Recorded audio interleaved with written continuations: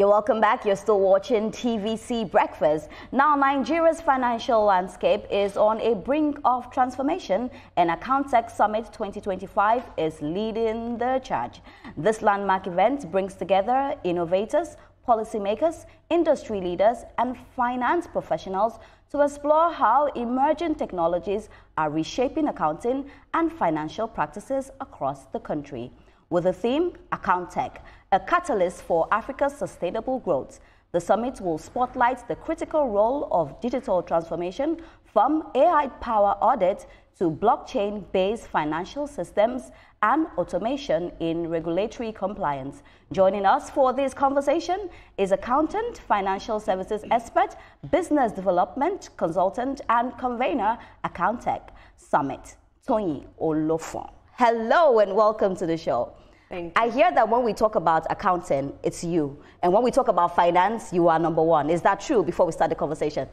You said it right. All right, I like that. Let's get straight into it. We're talking about this summit. And oftentimes we see a lot of summits that has to do with finances. And people are like, oh, it's just one of those summits. But, you have said that this is bringing a lot of innovators. It looks very juicy to us. But I want you to explain further for our audience that are thinking, should I attend this? Should I not attend this? What is this whole summit about? That's a great question. And I think I just need to tell you the story of why I really started the Accountech Summit. Over and over, I have observed that we keep trying to solve our economic problem, taking the wrong approach. Now, we hear a lot about fintech. You hear about, giving capital to a lot of small businesses, but nobody is talking about the foundation, the very essence, the base that holds businesses, that makes them to grow, which is the accounting in the business, in any business. I'm sure this is not the first time you're hearing accounting and finance. Yeah. They go hand in hand. So in every business, we cannot be shouting fintech when we are not also talking about Accountech, right? That's the only way fintech too will be prosperous. By the way, let me tell you something interesting also that is happening right now in the fintech space. A lot of them are beginning to do like a backward integration, because they realize that, yes, we've solved the problem of helping people receive payments. But after they receive payments, it's difficult for them to account for this payment, to reconcile. And that's where accounting comes into place. Because you see, every business is created to make money. And the only way you're able to grow a business is if you are able to make profit, you are able to retain out of your profit and reinvest it into your business. Right. The only language that tells you all those numbers is the accounting in your business.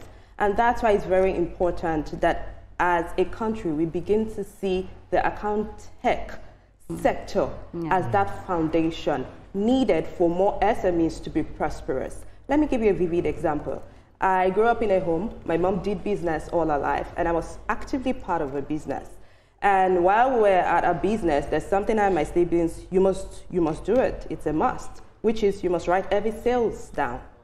It's a must. And at the end of the day, my mother would sit with that book, because in our own time, there was no technology.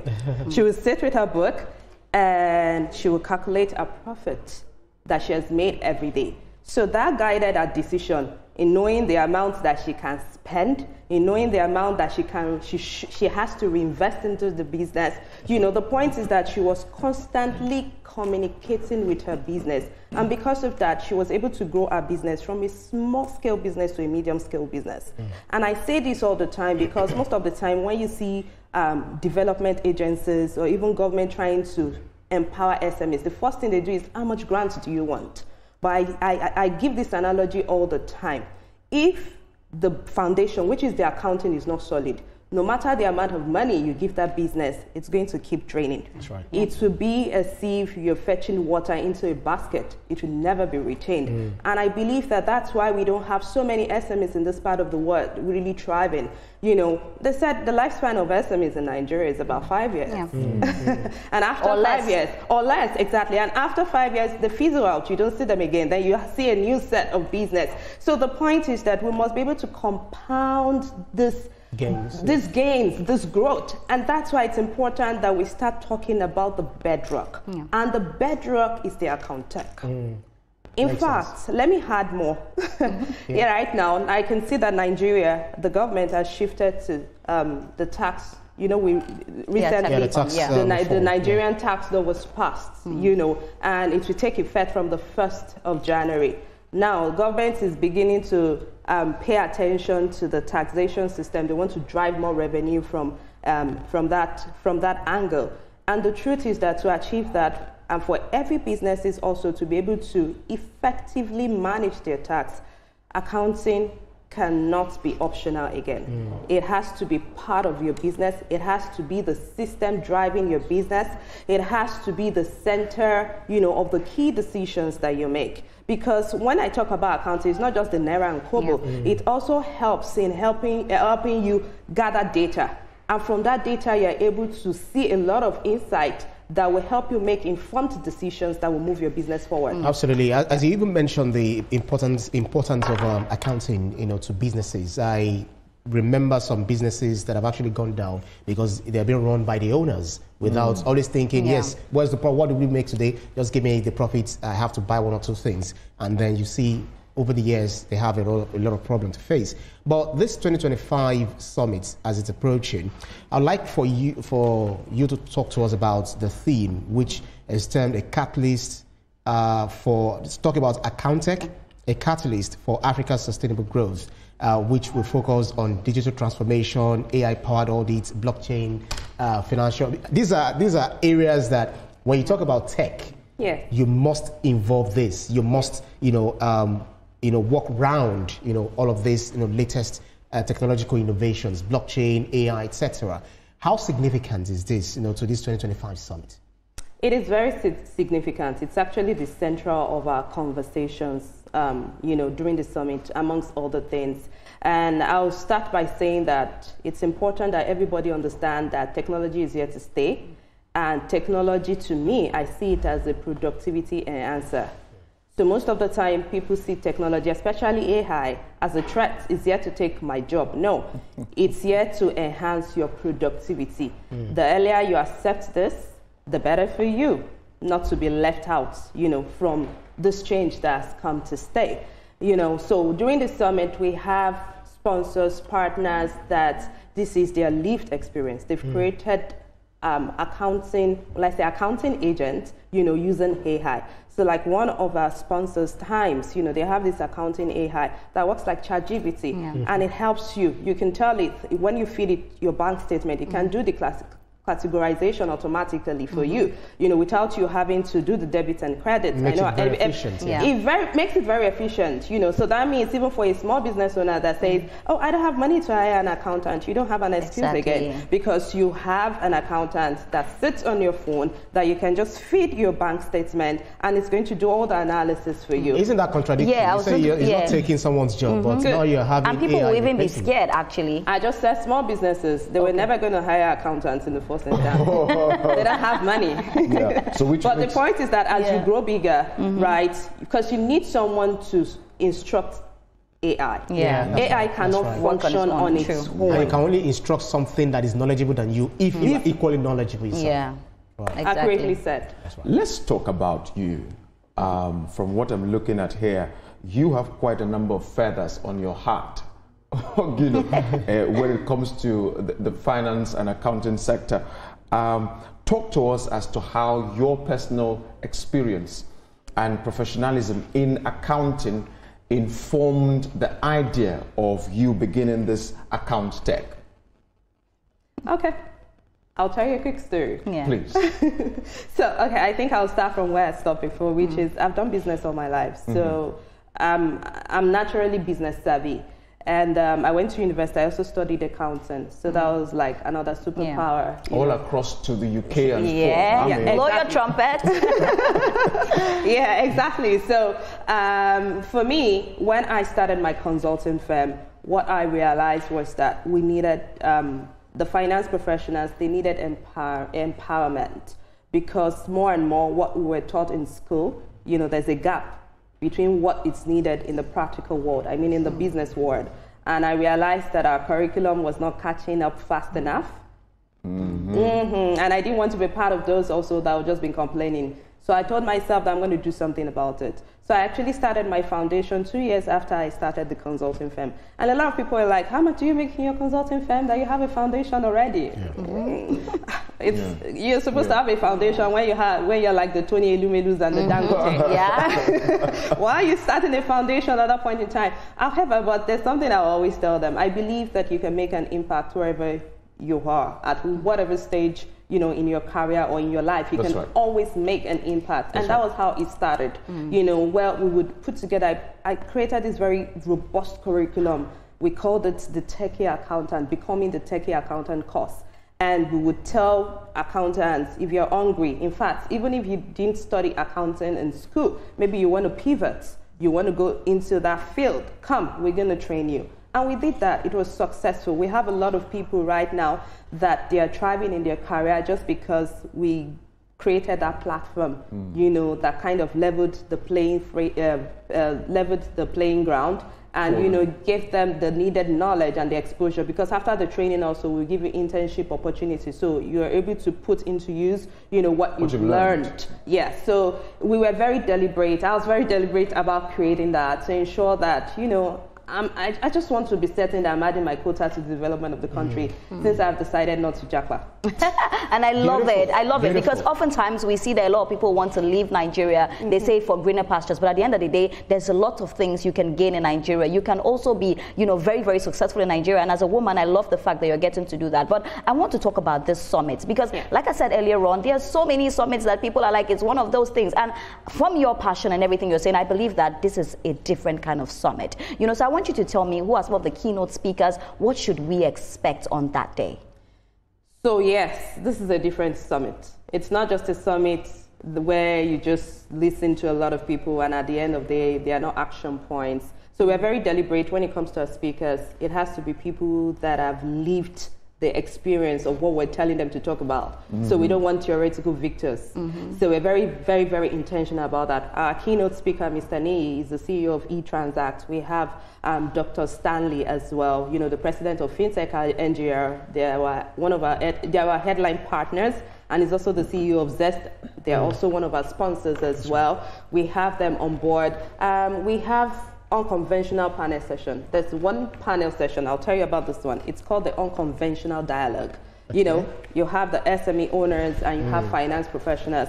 You know, we just want to create that safe space. We want both of them to talk. Why don't they listen to each other? Because as a consultant, I hear the business owner will say, CEO say that, it's the finance team, they don't do their job. And when you meet the finance team, they're like, it's the management, they don't just listen to us anytime we speak. You know, so the point is that they're not listening to each other. So what's the issue? So we thought that let's create this safe space where both parties can talk, right? And also, in addition, we also have this panel session that will be talking about this tax reforms. Okay. Because as finance professionals, we are stakeholders.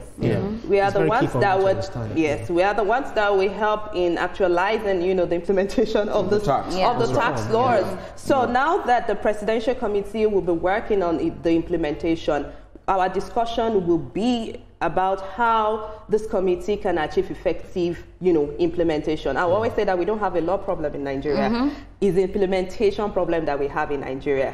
So in this summit as well, we have a segment that speaks to that. We want every finance professional, because I've looked at the tax law. I can see some bottlenecks in terms of how are you going to actualize this? How are you going to achieve this? So we just want to have that conversation and create a communique that will be submitted to the Presidential Committee as well. As our own contribution to economic development.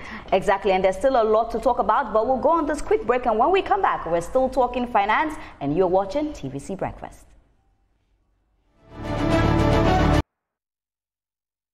In finance, and I have the beautiful Toyin. She's still right here with us. But quickly, I just want us, because of our time, I want you to tell me the kind of people that can register, when registration closes, where it's happening, the date. Like, give me all the scoop for people that are watching and want to attend.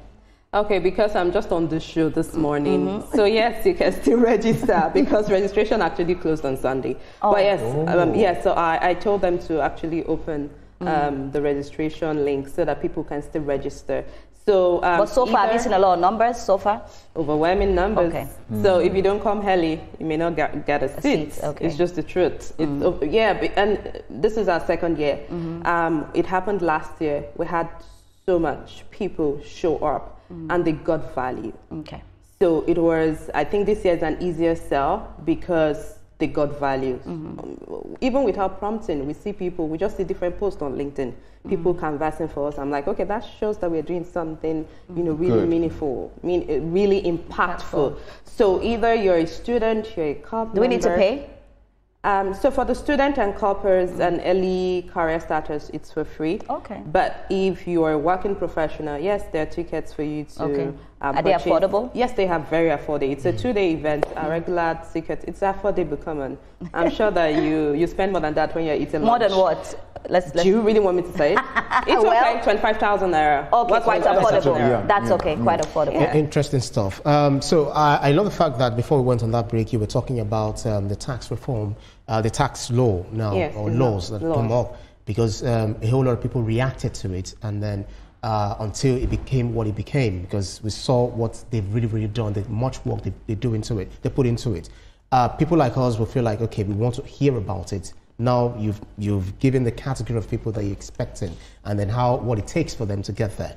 What other opportunities do you think are there for maybe people like us and some of our audience that are watching, such as networking, training, or partnership that attendees can achieve from this summit?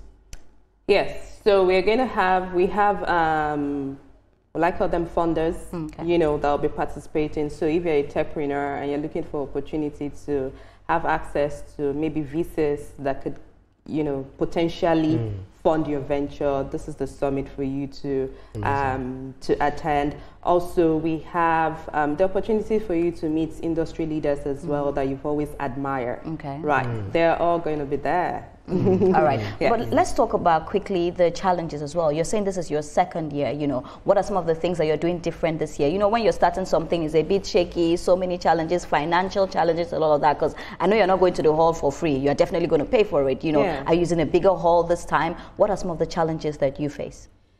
So yes, we're using a bigger hall. And I thought, because you said more numbers, so of course. Yes, we're using a bigger hall, and in securing the hall as well, it was quite challenging because the prices for halls in Lagos State are not cheap.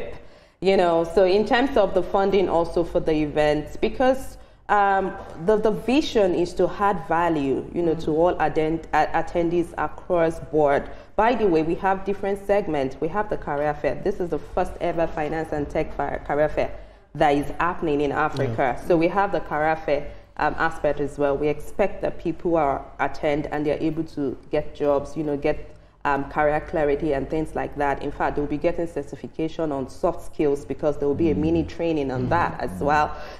So we also have the Accountech challenge. Okay. What did we do? We created a challenge for universities because we want to include them. I've told you our curriculum is running slower than the advancement that we're experiencing, in the world. So they have to be inclusive if truly we want to have a sustainable future, because these are the finance professionals of the future. Yeah. So we need to include them in whatever we're doing. We cannot keep having these conversations and they are left behind. I think it's so unfair. Yeah. And we are indirectly also building something that will not be sustainable. So we created this Accountech challenge, and the finale also will be happening. We have 5 schools that emerge as the top 5, and they're going to win prizes as well, money prizes. Okay. They'll be winning money prizes. We also have the award and recognition category.